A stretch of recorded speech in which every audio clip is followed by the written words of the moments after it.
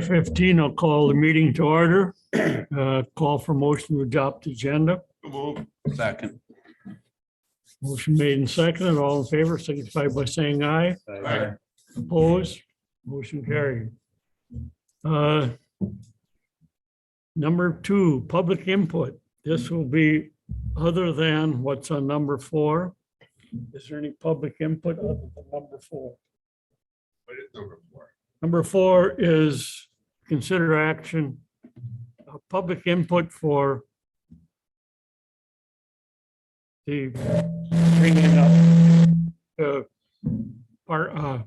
parking downtown, The loading zones. loading conversation. zone. I So bounced off my. anything screen. other than the loading zones, then now would be the time to talk. I want to speak on the loading zone. Okay, that'll be number 4 then. Okay.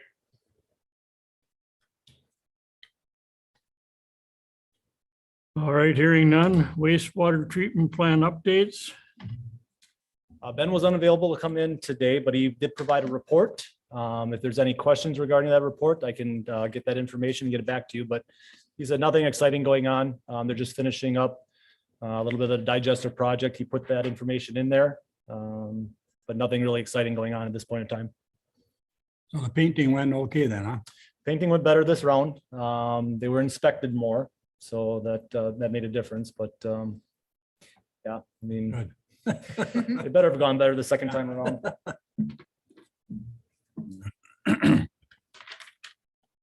All right, moving on.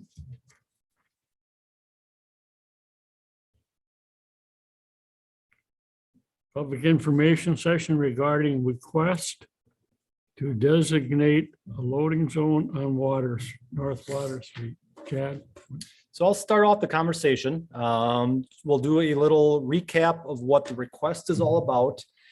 Then we'll have a public information session that people can talk about their feelings about that. And then at the end, then the committee or board will discuss where they want to go down the road in the future.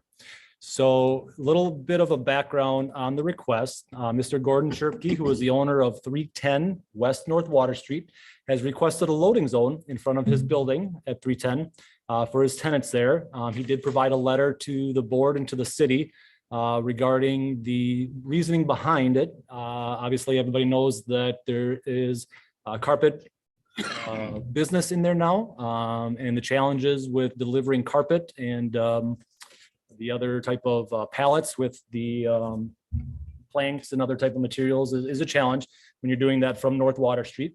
So there's a request to look at doing loading zones in front of this building there. The original request when Mr. Sherpke made the request was to do a loading zone during the workday, Monday through Friday, generally 7:30. And Gordon, you can kind of correct me if I'm wrong, if I'm giving misinformation, but a loading zone for pretty much the most of the day, 7:30 till originally it was from 5. We talked a little bit, maybe a 3:30 time slot would be acceptable at that time point of time, but generally the most of the workday. Monday through Friday.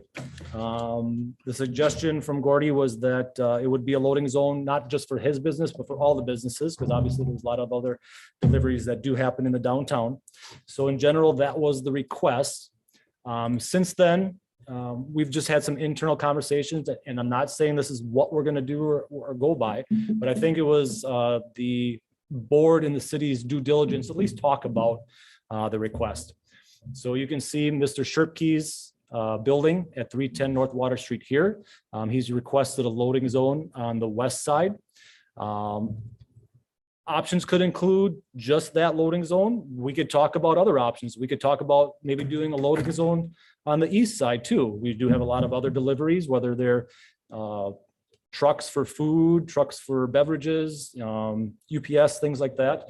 We could talk about more loading zones if the downtown businesses feel like that's something that they want to consider. Obviously, loading zones in this downtown district is a hot topic. We've heard people make comments that there's not enough parking in the downtown already. So obviously this can be a contentious item, but anything's on the table at this point in time.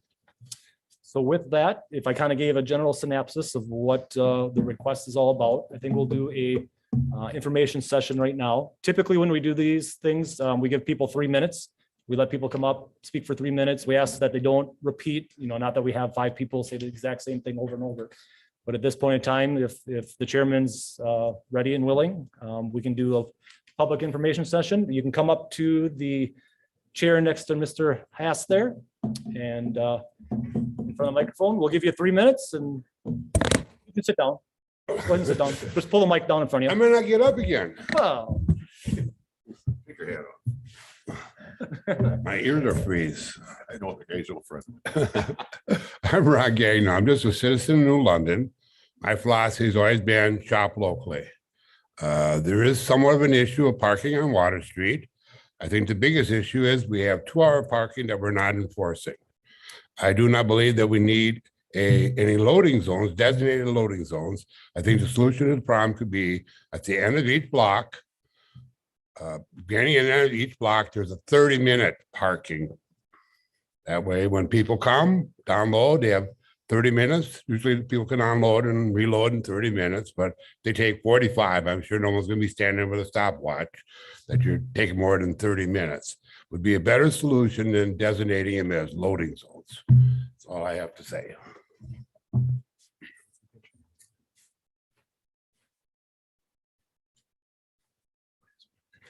And enforce them. Anybody else would like to make a comment?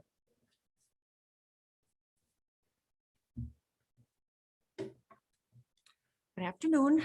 My name is Shirley Sternberg. I own a building at 214 West North Water Street. I'm just going to address the situation you brought up, designating the 2 parking spaces on the east end. Talk to my renters, they would not use them. It's too far away. They have very heavy parcels that are brought in. So I just wanted to let you know that for our business, that would not be used. It's too far away. The first 2 businesses that would use it are El Tequila and La Constanita. And if you go with loading zones, if you wanted to put one closer to there, I'm sure Jolly Rogers would use it also because they're close in that area. But like I just want to let you know that the east ones, my renters would not use it. There's still double parking out in the street. They get at least 3 deliveries a week. So however you want to go with that, for my business, the east ones wouldn't work. That's just to let you know about that one. Thank you.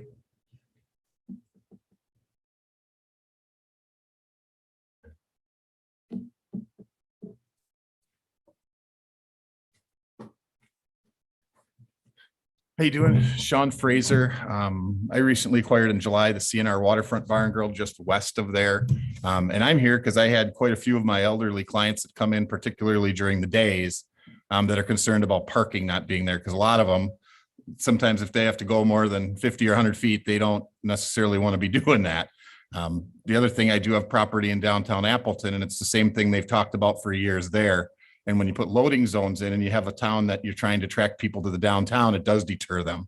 I hear a lot of stories just with having had it for 5 months of people saying when there's any events going on, they're going to park at festival. And they're not supposed to be parking at festival. That's not what that's there for. So any spaces that get taken up are going to, I think, hurt any of the businesses. Generally speaking, when there is loading in bigger cities, put on your flashers, you unload. It's a pain in the butt, but that's just kind of what you have to do.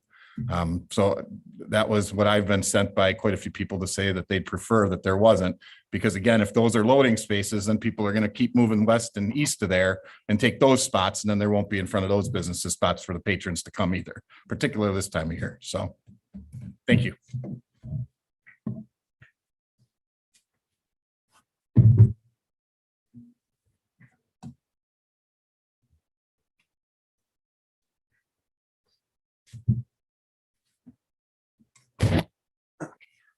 I'm Gordon Shirky, and I hear the responses, but to me, we're missing one of the big pictures. Is the safety reason I want this. I don't want this gentleman to take roll a carpet across the street to try to get it into his truck. He's got to go between parked cars, get it out the building, and get it into his truck.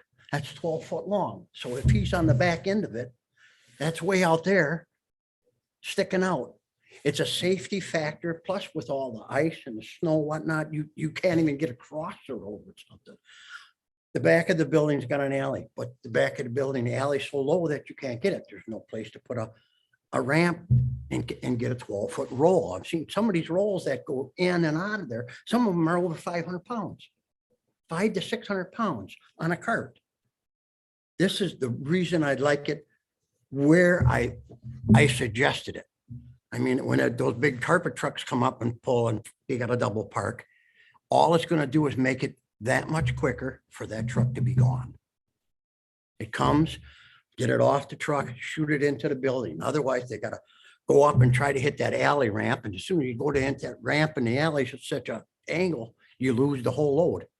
It's been done a few times already. If you don't have enough people, it's almost impossible to get in. That's the reason I'm trying to get this pushed so hard to get this loading zone, because to me, it is a very big risk factor. In reality, he should be going down to the corner and going across the crosswalk. Well, that's impossible too for a guy to go to, to get through all of this stuff. So I'd like to, tell the reasons why I want it where I want it. And yeah, I'm fine with it to be done by 3 o'clock. We talked, we're trying to make it so it can be used as a parking place all night long, weekends. We don't want to take it away, but we just want to make it work for us. So that's all I have for you. Thank you.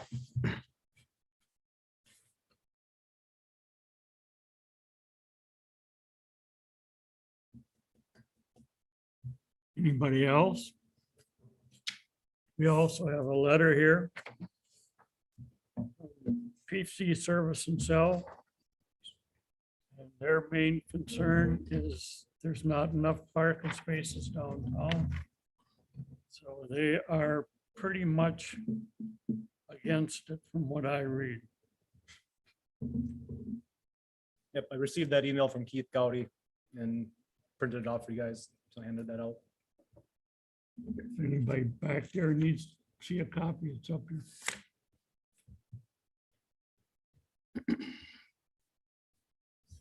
All right, is that all we have? I think what we'll do is take this under advisement and see what we can do with it. The next item I see is, Well, do you want to have any discussion where you want to go with it? You want to table it? Chief Schleter's in the back, if you got questions for it, not to pass it on, but And for my input, I think we should just stick with what I said the first time we talked about this and look into it from the engineers when we redo the street in 2 years?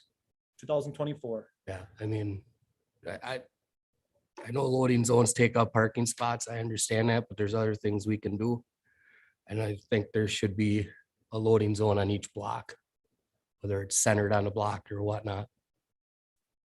Just have the engineers look at seeing how we can do this feasibly without losing a bunch of parking spaces down there, because I know they're very limited.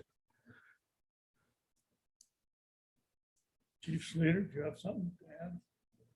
I got nothing, not a whole lot to add, but just talk about a couple of the concerns. What I've seen in the past is, no matter what you guys do, you're not gonna make everyone happy. You give on one end, someone else on the other end wants the same thing. We got trucks double parked out there, which is a safety concern from time to time. You'd have it both on the east and west ends of downtown. There are businesses that utilize it. You probably have the antique shop that also utilize a zone of some sort or want a zone for unloading. Parking and enforcement of parking is always a concern. A couple of things with that is that a couple of years ago, they made it illegal that we can't go around and mark tires anymore. Because we can't mark tires, we run into the problem. It's hard for us to watch the 2-hour enforcement throughout the day because our guys and women are busy. They're going to other calls. A lot of times we rely on other businessmen downtown to help us out with that. The only other way to enforce that better would be with meters, which I don't think we want to get back to those necessarily. And we've had complaints about, cars being parked down there too long. And we've had complaints about us writing tickets to people who are business owners that park in those spots also. So it really goes back and forth. I don't think anything that you guys are gonna do are gonna make everyone in the crowd happy or anything like that. I think, it takes a group to take a look at it. I think, what David said about the future engineering, get engineers in here to teach us what is probably works best is not a bad suggestion. If we want to do something with more enforcement, we can look at that, especially during the summer months, and we have a, community service officer that'll be able to help out more with that, but we're here to work with whoever and do whatever it takes to get the job done, so I throw it back into your court. Unless you got any questions for me.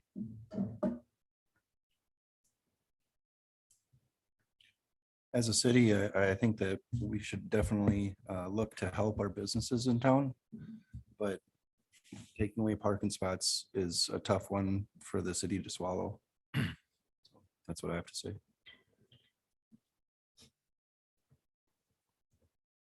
Do you see accidents with that double parking with the flashes on? Or is it more of an inconvenience? I would have to look to see the exact numbers, but from what I recall, we have very few accidents in the downtown area. They're more at the intersections is where we see more problems. Of course, the inconvenience, and it's a little bit of a danger. When you get a truck, you got a car parked there, a truck parked here, and everyone's waiting to go around. It's not illegal to pass, but it does definitely create a safety concern. Thank you.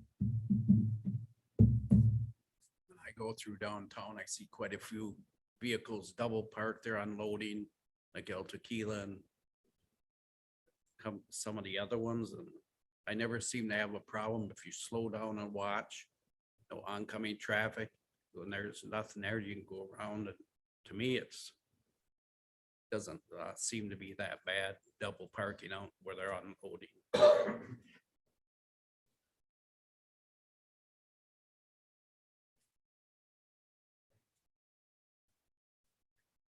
Can I ask a question yet? Up to the chairman. She wants to ask a question. Can I ask a question yet? Yes. Okay, can I ask from back here? This discussion has been on trucks coming to load and unload products. We are talking about the person in the store loading the carpet up to go to a job, which he can load up in the morning, do a bedroom, come back, load up for the next job. The carpet cannot stay in the truck because it gets too cold. So this is a person that needs to go into his business, get the next job together and put it in the truck. This is not necessarily a semi coming to unload only. This is for him to do his work that he needs to do on a daily basis to make a living. And that's where he's carrying out these carpets on his own. It's not like the truck driver is helping him unload like El Tequilas or whatever else. This is for his business, for him to survive and do his business. Is it all right for him to double park? Lower truck. Like the truck, bigger truck. This would be a van.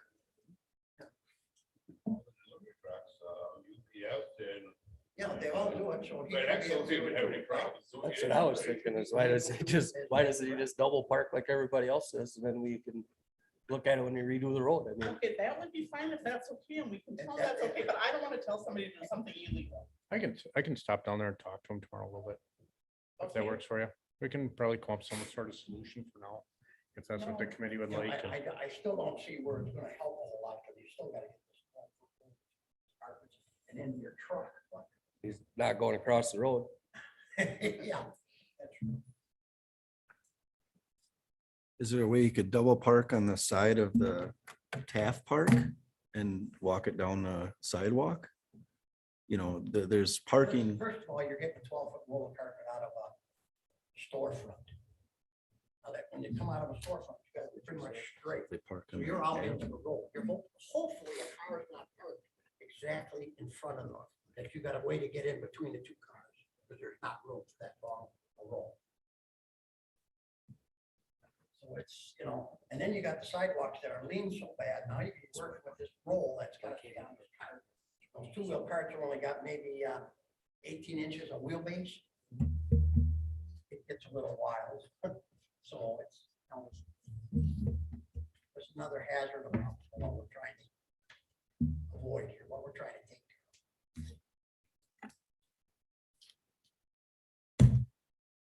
Forward thinking, we're also bringing this up into our downtown revitalization committee too. Right. I understand that. So when that gets redeveloped, it's also a concern and discussed. Maybe we should look into just trying one until the big remodel and see what happens. See how it works. Then the remodel's gonna redo everything.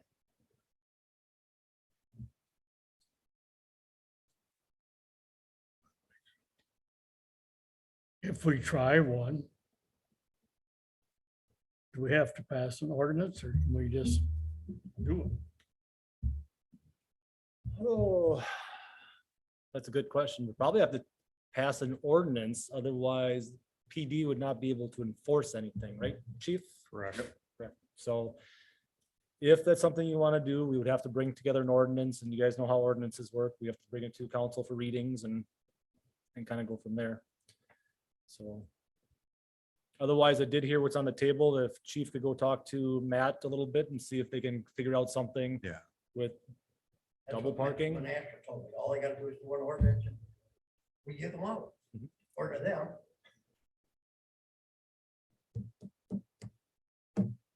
I like the idea, like Jeff was saying, try the double parking and see if we can, what if you can work out something that they can do that.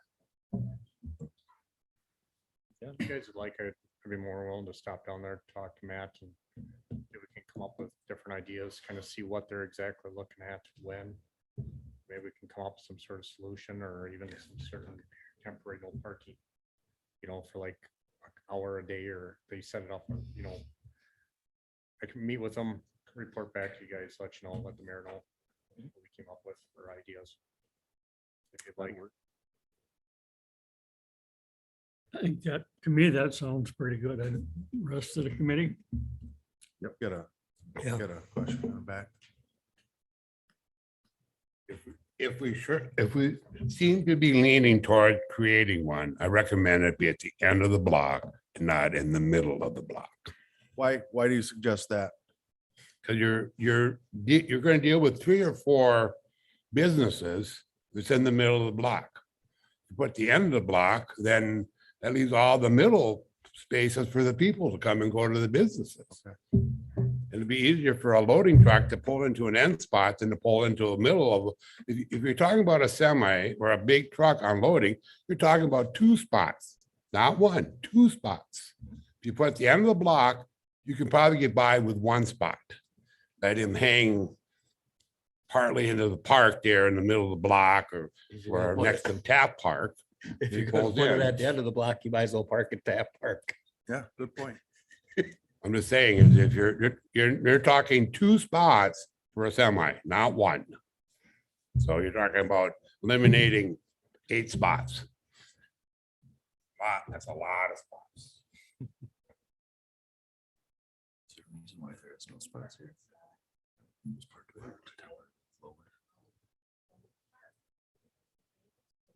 I think I'd like to go along with the chief's recommendation and see what people can work out and then bring it back.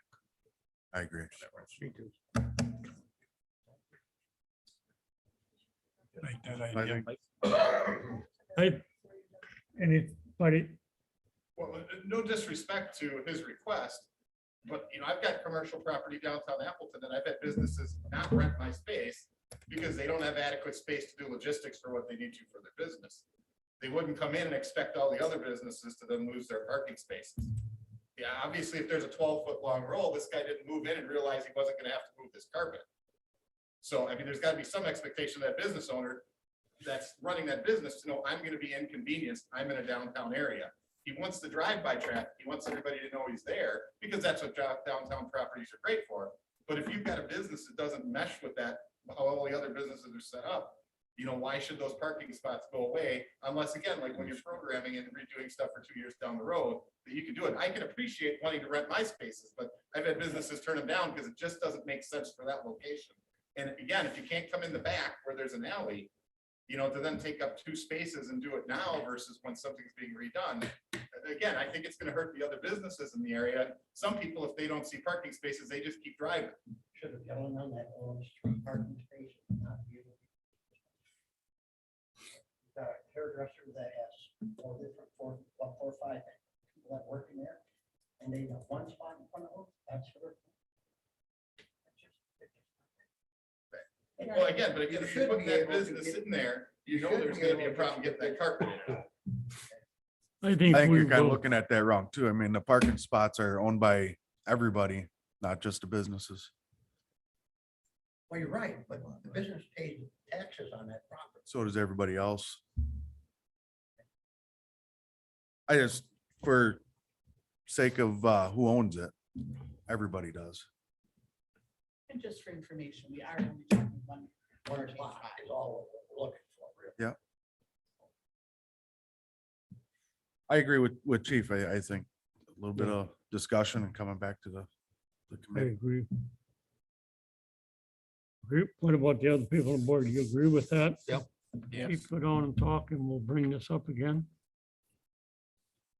Okay, then we'll move on.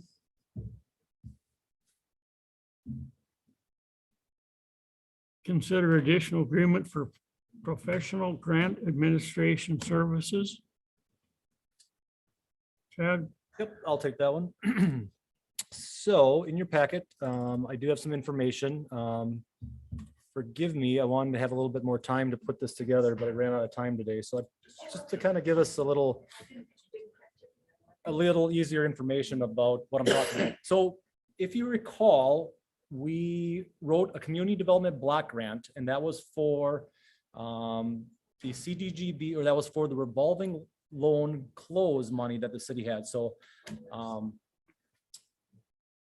in the past, the city had revolving loan close or revolving loan money, and we gave it to businesses, and it was to help out the businesses start off with a new business. The state and the federal government decided to stop with the revolving loan program. So that money that we had in our revolving loan program had to go back to the state, and all municipalities were eligible to reapply for that money.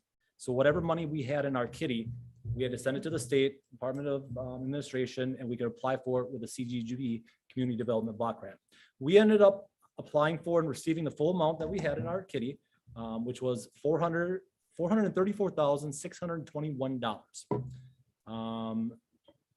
The grant was only eligible for certain things. 2 of the projects that we could apply for this was to affect or improve or impact low to moderate income populations, and another one being ADA accessible updates.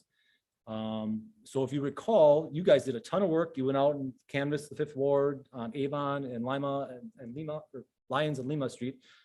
Did a bunch of work. Judy and Missy did a bunch of work to put the application together. And we applied for 2 grants at the time, one being for ADA updates in the park, and the other one being the 5th Ward street reconstruction projects. So the reason why we applied for some of the ADA projects, if you recall, we need to continue, per the federal government, to continue ADA improvements. Remember a couple of years ago, we were supposed to be doing a transition plan, and the federal government came out and said, we don't have a choice. We have to continually improve our facilities for ADA accessibility. So we thought this would be a good aspect to do some of those park improvements. Plus, over at Hatton, we had issues with the plumbing over there. So it was actually a good thing that we were going to target 2 problems with 1 stone. Do some ADA accessible updates, and then help out with some of the plumbing over there. So out of the $434,621, we specified $83,000 for the park projects, and the remaining was going to go to the Lyons, Lima, and Avon street projects. That was all well and good. We got our grant applications back. You guys approved that at council level. We're all good. So since this grant was awarded, we participated in quite a bit of training sessions for grant compliance. Again, this is the first time the state has done this type of grant with a CDGB close program. So we didn't know really all the hoops that we needed to jump through with the grant for compliance.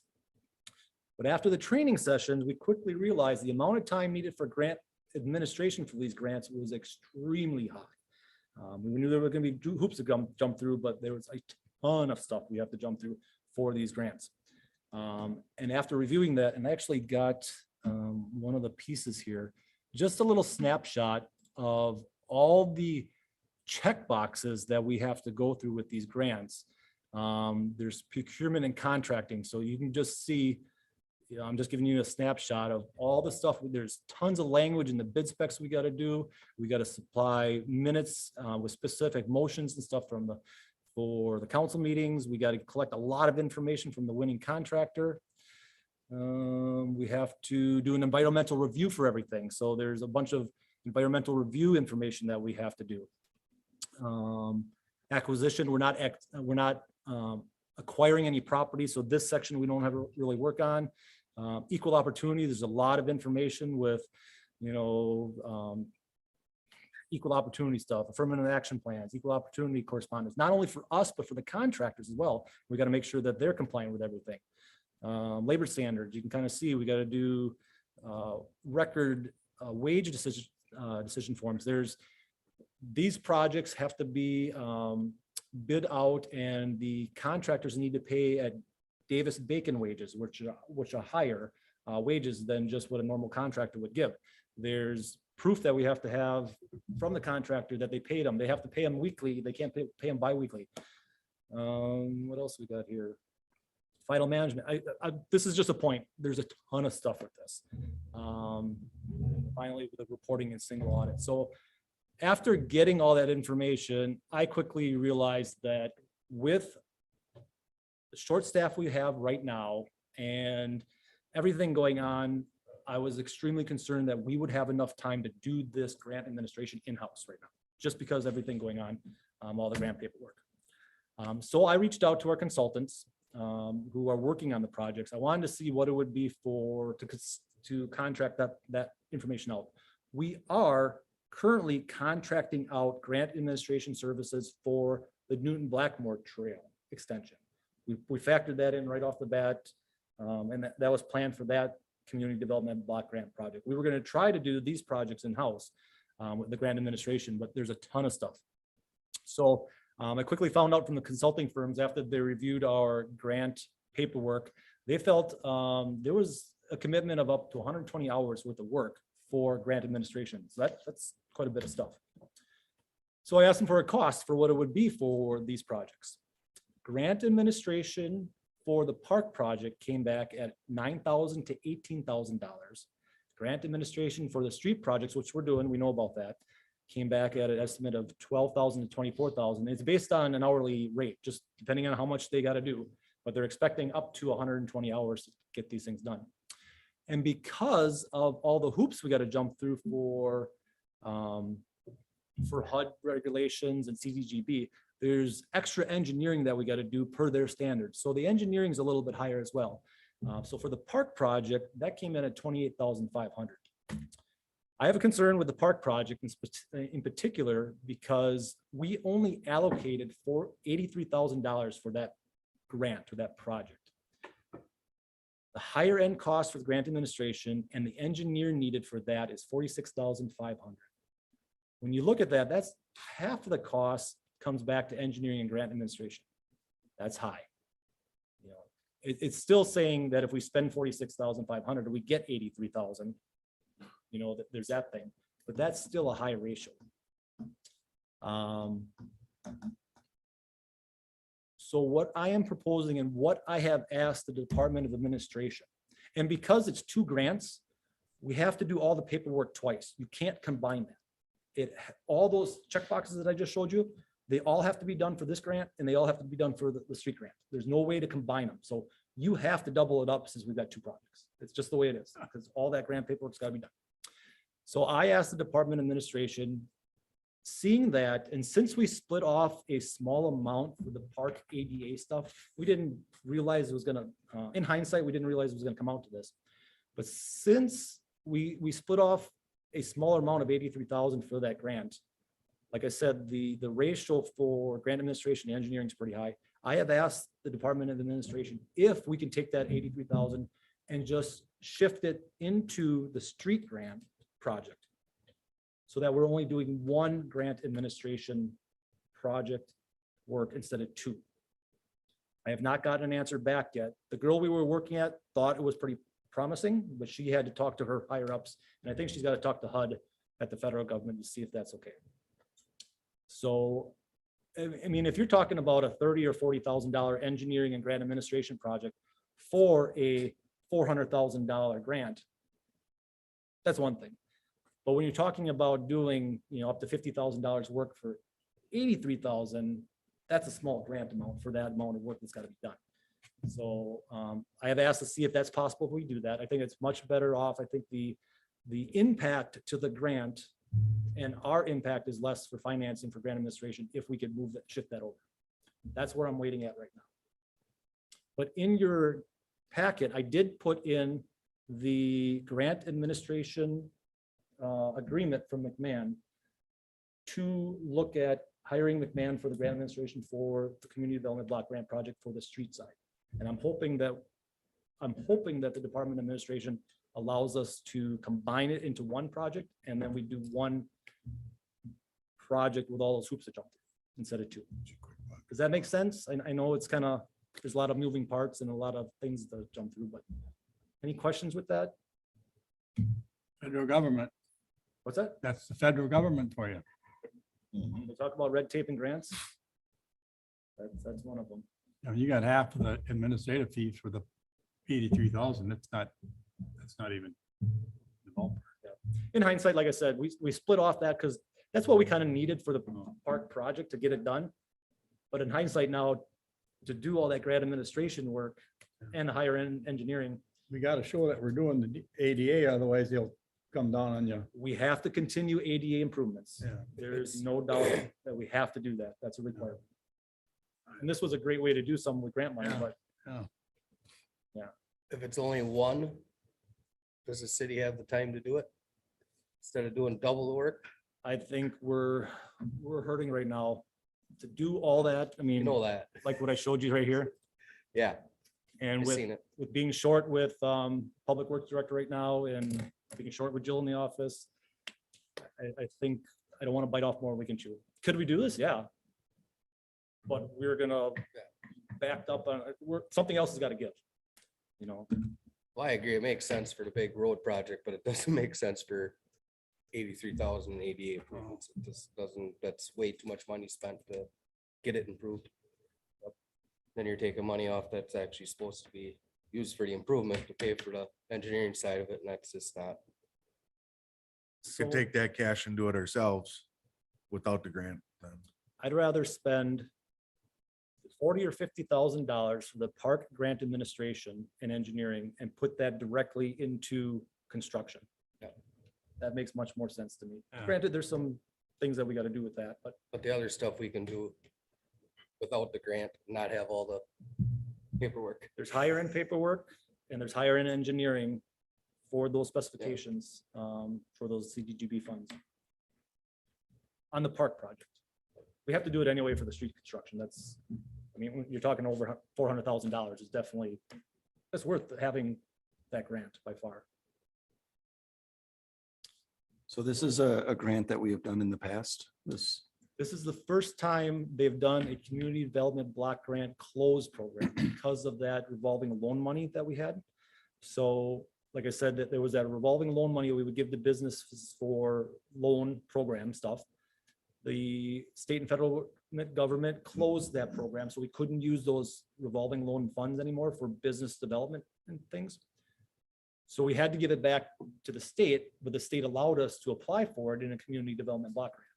And you can see all the hoops that are that you had to jump through for that money. So this is the first time they've done a CDGB close program with these funds. Once we get a public works director, do you think maybe in the future we could do it ourselves? Or is it just because we're shorthanded right I now? think we're shorthanded. And like I said, there's a ton of hoops to jump through. I'm not sure that We're not, new public works director is going to have this experience. I mean, none of us in the office right now has gone through these type of checklists. Could we figure it out? Sure. Is it going to take us more time because we're trying to figure it out? These Sure. guys are professionals. It's like hiring a lawyer to do something. Yes. I mean, you got to bite the bullet.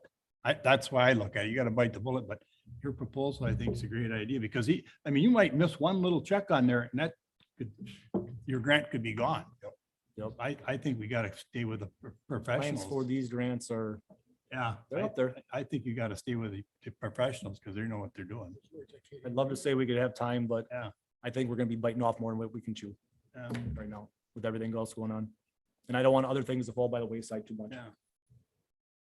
Do we So need a motion on this? what I'm hoping is that we could recommend the council to approve the grant administration work for the street project. We were debating on, because I've got one here for the park project too, but we didn't call a Parks and Rec committee meeting with anticipation that we can combine this. So we don't have to approve this one. But what we might do, if we hear back in the next day or so, I'm hoping we hear back by tomorrow afternoon, that we could amend the finance agenda, put this topic on the finance agenda to have the council authorize us to combine the 80 or shift the 83,000 into the street project. We still will have to do that as well.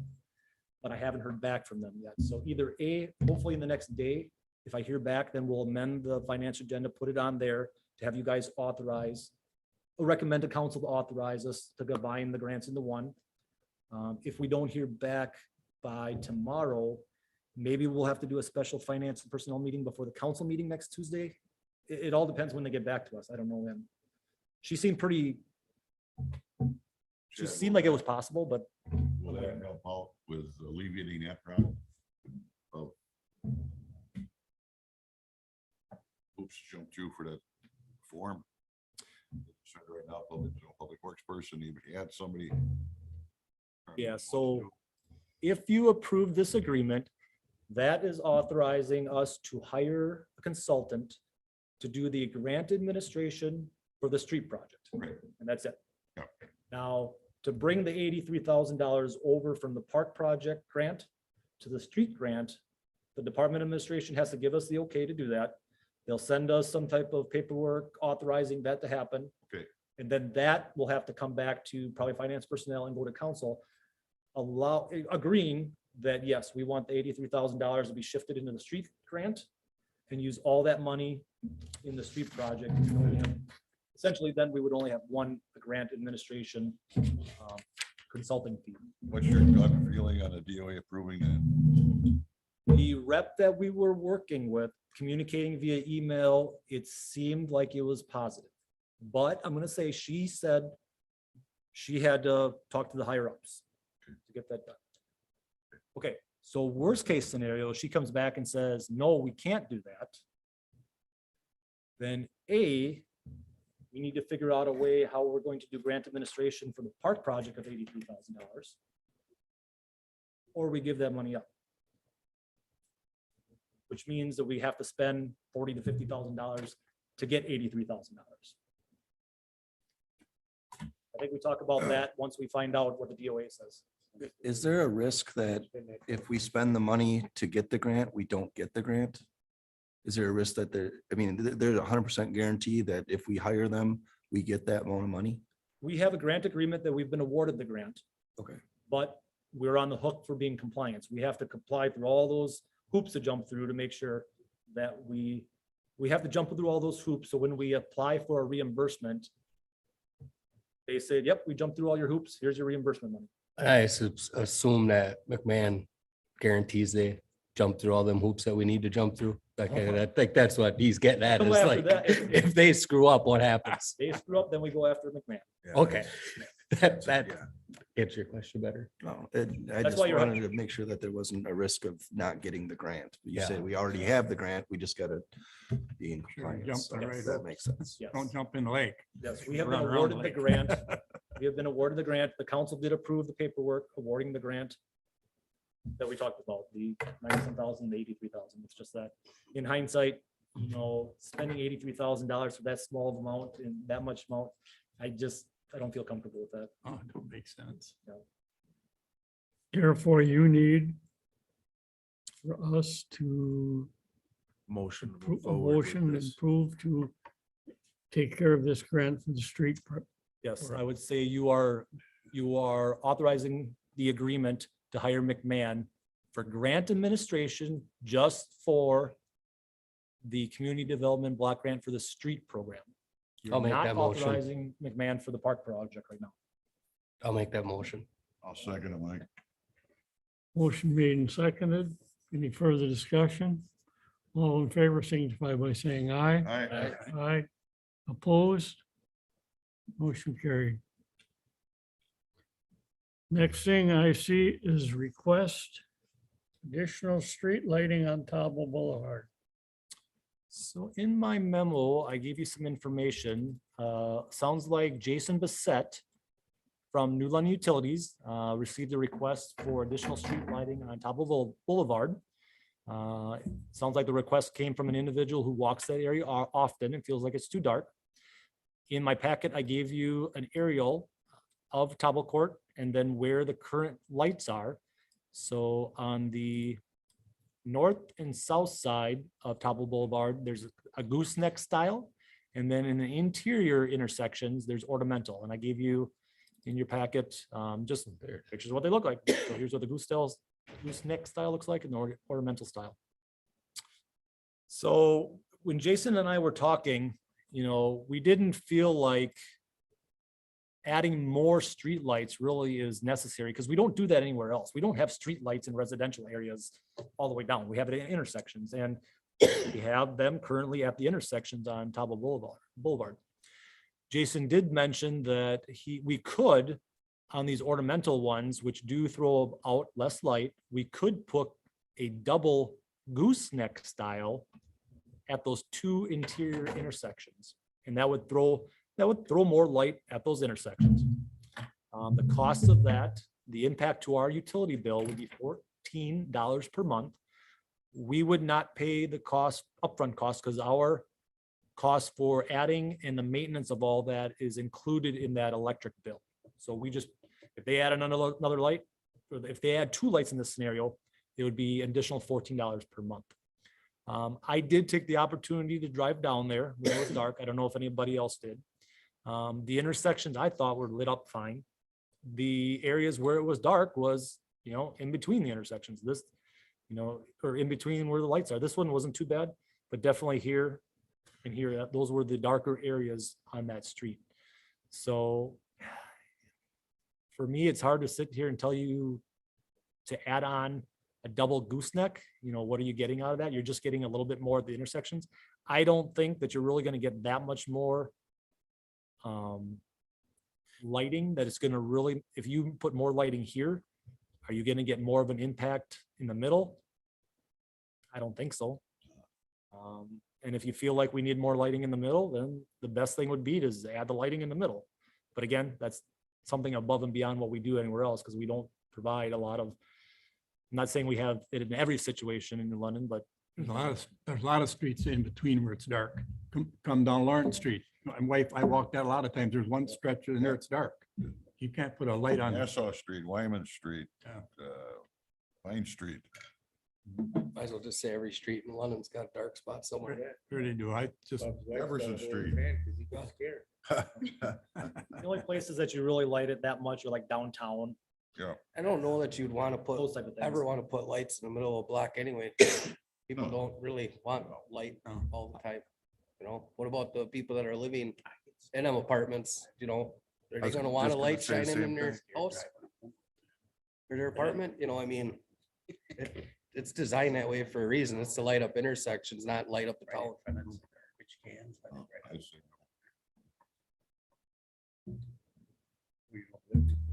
I've had people that live on corners say that the new lights they put up are so bright, they gotta keep their shades down because it lights up their whole house, so. Well, I got that in the corner of, Reconstruction against Sampson's yard. Yeah, I don't see a point in it. I don't either. Just got that notice last week. So if I'm hearing the consensus of the board, I would say someone make a recommendation to deny the request, and it's an official, action that you reviewed it and you're saying that either yea or nay. Somebody else here about it. I'll make a motion to deny the request for additional street lighting. Motion made and seconded to deny the request. Further discussion? All in favor signify by saying aye. I, Aye, opposed. Motion carried. Director's report.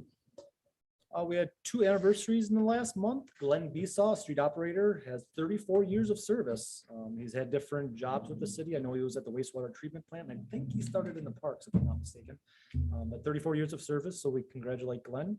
And then Edward Berto completed his first year as a street operator with the city. So we congratulate and recognize both of those individuals. And then I'll just continue. The only thing I got really on the agenda right now, survey work is underway. We did hire McMahon a while ago to start with survey work and the design work for the Lions project. You might have seen the McMahon truck going around and doing surveys and, you know, taking inventory of the streets. So they were working on that. And I know we televised a bunch of the storm sewers, so we're getting those television videos back pretty quick, and we'll be reviewing those to see if there's any spot repairs. But so that project is underway. We don't know exactly yet how much we're gonna go with those 3 streets. So if you recall, we've got this grant money, Judy's got some other money. Don't know if it's gonna complete all 100% of those 3 streets. It's a wait and see yet to see what we have to do, how much money we've got, and we'll keep you guys in the loop to see how far we're gonna go with those 3 streets. Hopefully we get a good chunk of all 3 of them. You have any figures about how much we made selling all the spare equipment that we had? No, Ginger's gonna do a report and bring that forward. Okay. So.